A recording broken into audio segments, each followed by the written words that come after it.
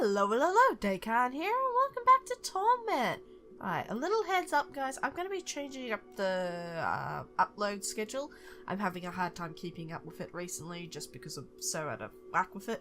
So, Torment's going to be on Mondays, and any side LPs are going to be on Fridays, until I get back into the proper swing of things. I'm sorry about this, but yeah. This is mostly a hobby for me, so... Anyway, let's continue on.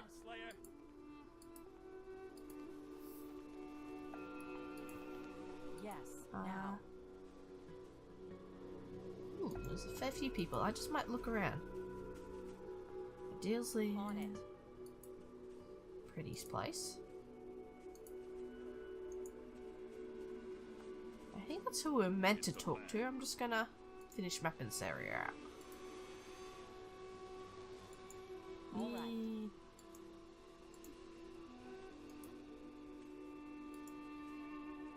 Doing it now.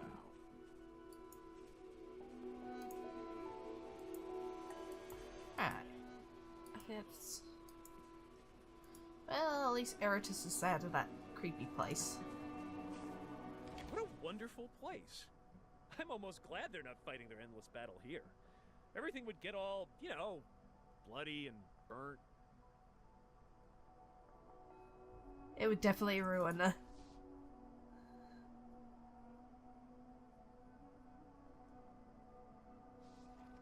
Oh, yes!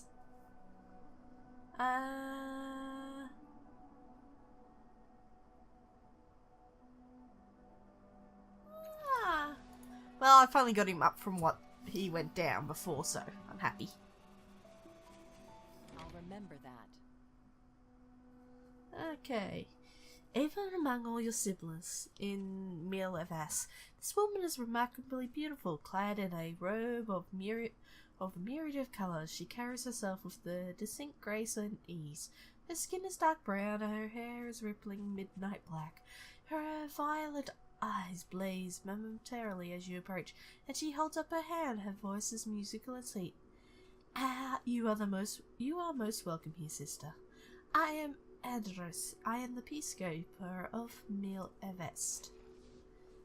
Word of your birth and exploits has reached us here already, she smiles.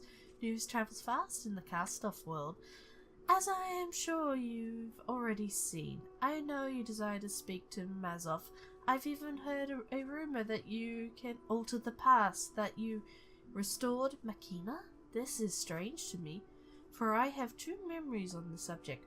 One in which Makina is whole, and as we all know her now, and the other in which her mind is incomplete. She laughs.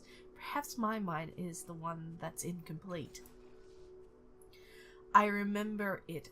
Address, the attack of Clone, where Pudge destroyed my friends. You remember that? In another timeline, Tash used his mind wipe on me. He filled my mind with holes so I wouldn't remember, and he ruined my life. I tell you that my memory of that time has changed. I'm whole again. Scadsfoot. Address trusts only the new reality. That makes me feel less insane. She raises an eyebrow. But how do I know that our newest member hasn't simply used a different form of mind control to give you false memories?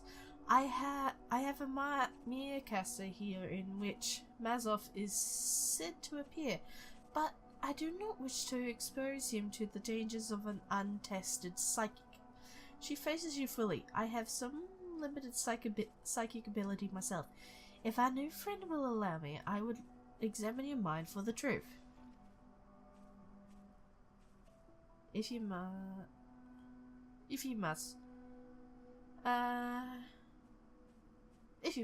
don't probe too deeply.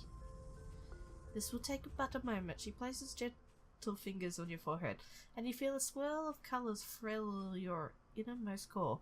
A kaleidoscope of emotions take you, a gamut of experience, recognize and echo, magnified and reflect. When she moves her hands, her eyes are wet with tears. Forgive my doubt, sister. I believe you now. I believe you are capable of changing reality. Scan thoughts. Why would Asaya have given her this ability? A side effect, perhaps, or Indigo tide has raised. She holds up a slender finger, but if anything, this makes me more leery of handing you a brother's Miakasta. If you wish to speak to Mazov, you must prove to me that you can be entrusted with the minds of one of our brethren. You cured Matkina, but did you understand Tash? Did you take care of his innermost self as well? Before I can give you this Miakasta, I would have you speak with Melam Leviam. Names. It is my contention that we draw the sorrow to us with our abuse of the tides, which is why I do not use our tidal powers. I believe our use of these powers is inherently painful to those around us. For instance, was anyone with you when you awoke to consciousness? 2 people. I wager any simmering tension snapped into focus. If they were lovers, for example, they have fallen deep into love spell, but if they were breaking apart, your blast of tidal energy would have riveted them, destroying their relationship. She pauses and you feel the tickle of her mind on yours. What happened is it? That's what happened, isn't it? They were not arguing for nothing. Go see Melmoth. Ask him about the tides. When you've done that, we will speak further.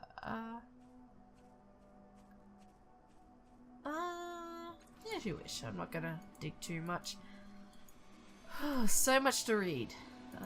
The map, address, key. That's where I am.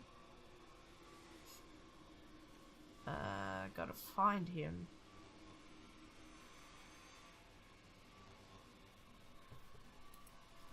Yes. Guess he's this way?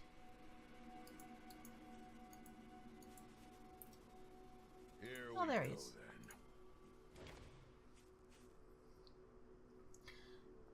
Melmoth's Leviam, your eyes are drawn to the tattered leather robes and profusion of tubes that wire this man. He is lighter skinned, with piercing eyes and hideous pitted scars on his face. He could be handsome, but centuries of neglect have ravaged his looks.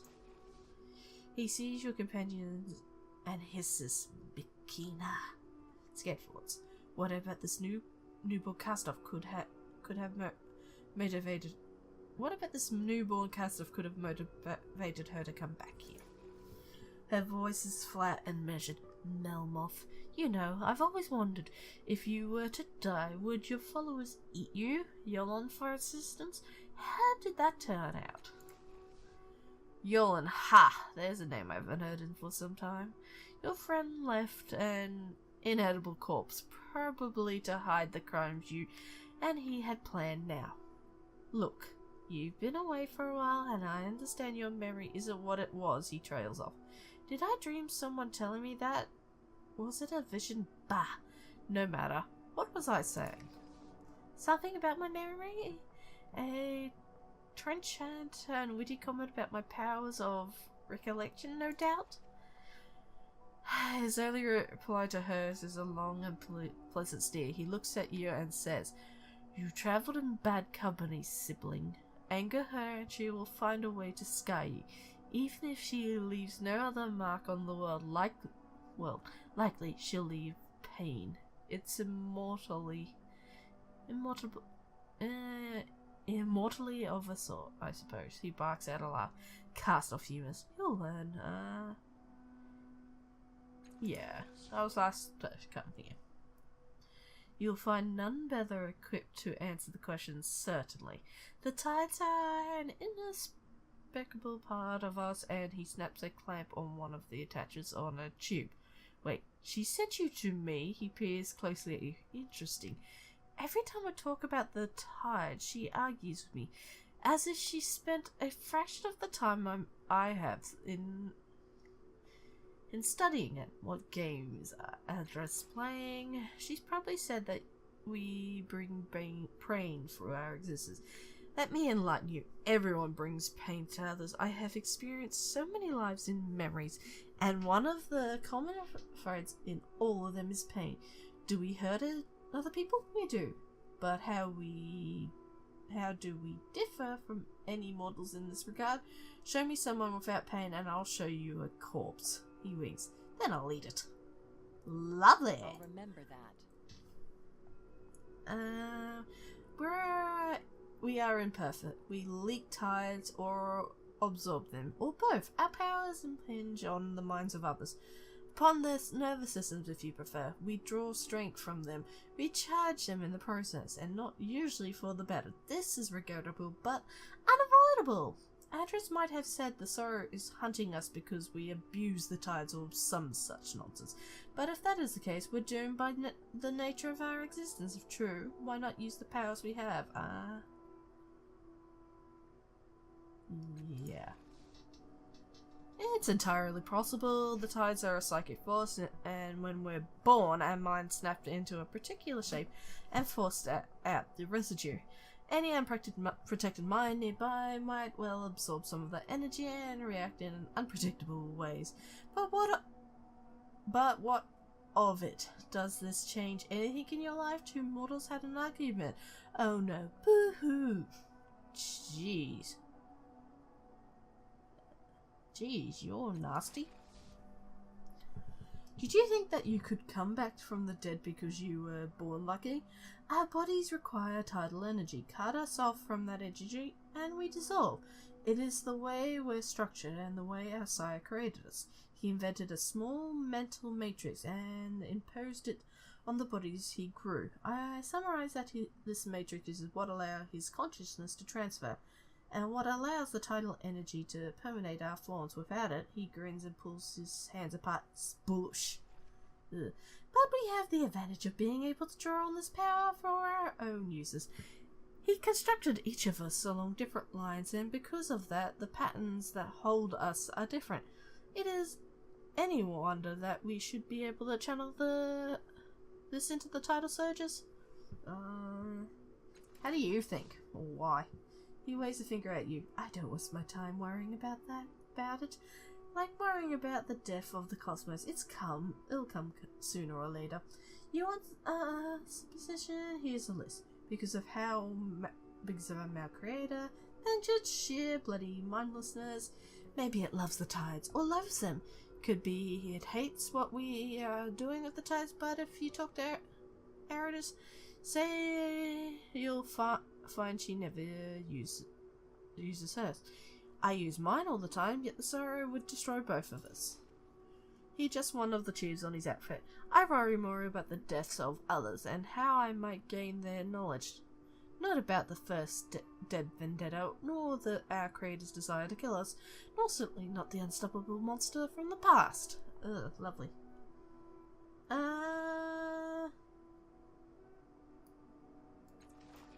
Yeah, I think that's all I need.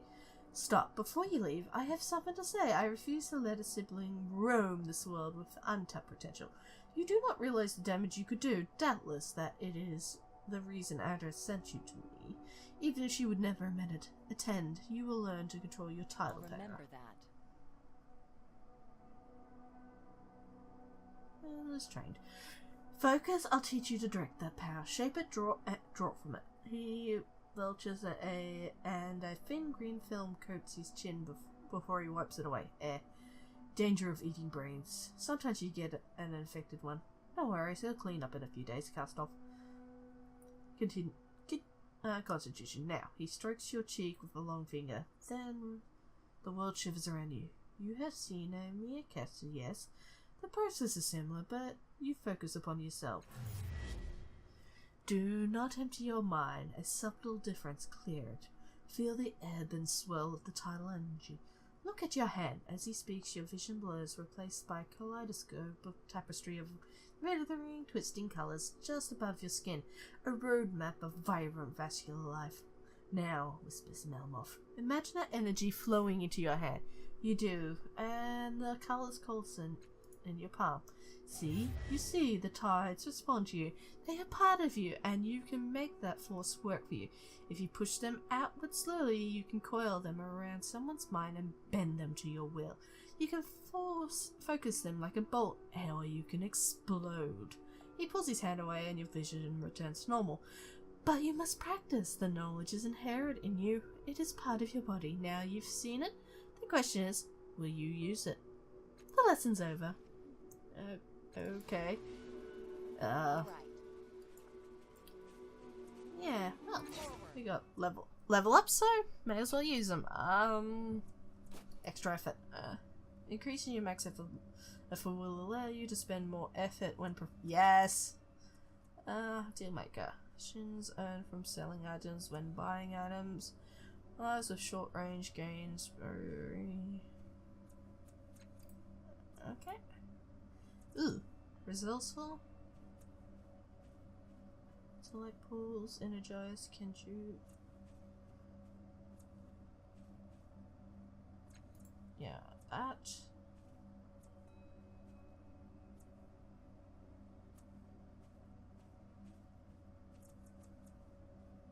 I think those two. Because, well, I'm not trying to fight. Okay, Eritus.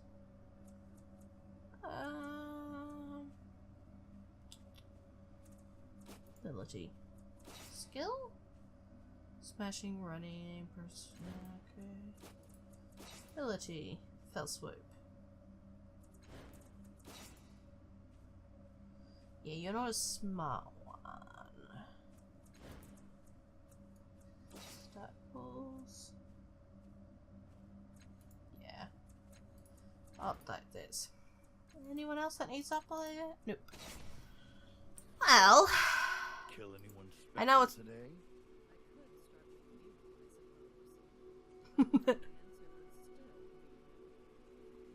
Ow! Well, let's talk to the others. What now?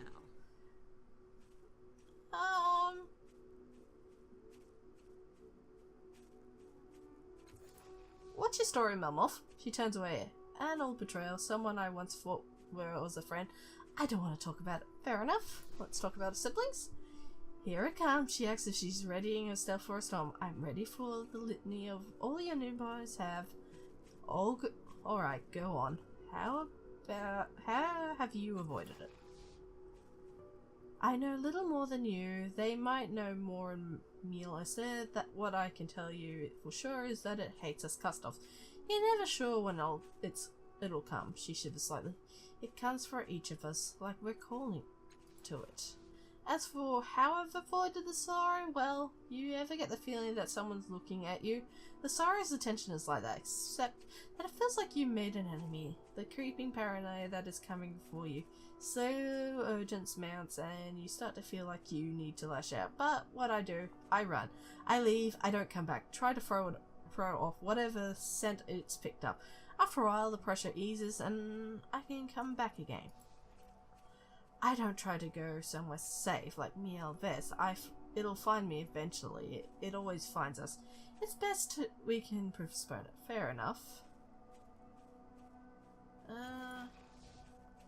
He's a greedy, manipulative, domineering fool. I've heard he's also quite charming. Witty and absolute genius. I suppose we have to be, given how long he's managed to keep ahead of the sorrow, but I've never met him as far as I know. So the only judgment I have on the man is what I've heard from others. Fair enough. I mean, our fathers inspired a cult. I assume you've met Casimir Mino. Ugh. What's missing from the lies that they have to pin their hopes on us?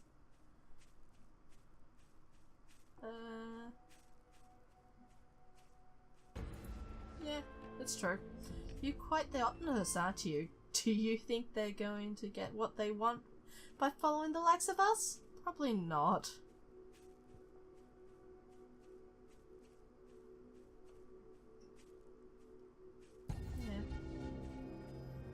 Exactly. Ooh, red eye. Okay. We're simply about... Yeah, don't forget it. I think that's about all for today. Hopefully I have the side LP up to on Friday. And anyway, this is Daycarn signing off. Bye!